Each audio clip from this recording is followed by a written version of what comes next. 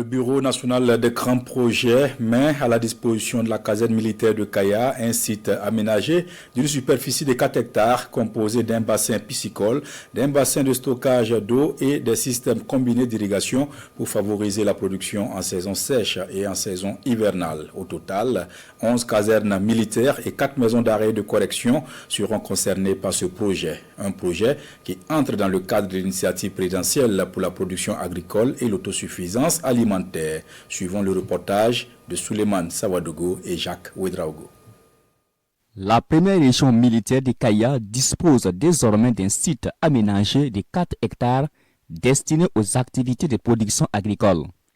Cet aménagement comprend également la mise en place de 3 forages positifs additionnels, d'un bassin de stockage d'eau de 300 mètres cubes destiné à l'irrigation, d'un bassin piscicole de 50 mètres cubes, d'un système d'irrigation combiné, d'un polytank de 5 mètres cubes et d'un système de pompage électrique raccordé à la Sonabel.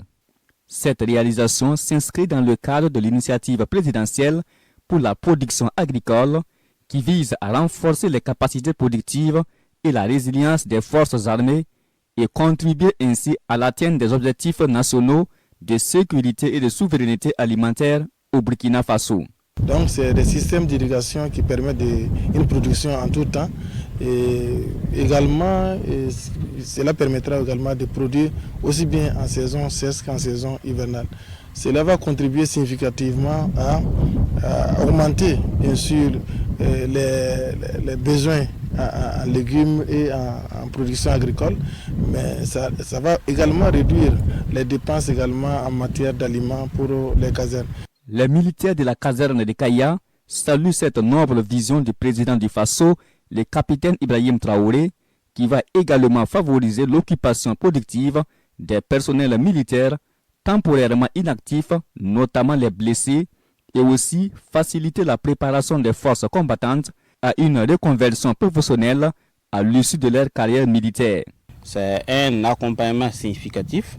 Pour nous autres qui sommes de grands consommateurs, cela n'est pas un secret que les corps militaires sont très demandeurs en denrées alimentaires, voilà, pour diverses raisons. Et ça va vraiment nous soulager en termes de frais. Et ça va aussi poser une occasion pour les soldats et les différentes couches de l'armée.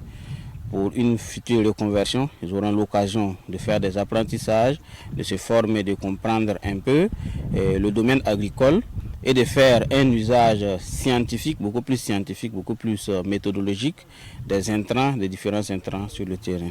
L'aménagement du périmètre agricole au sein de la caserne constitue donc une opportunité stratégique à forte valeur ajoutée tant sur les plans économiques, alimentaires que sécuritaires.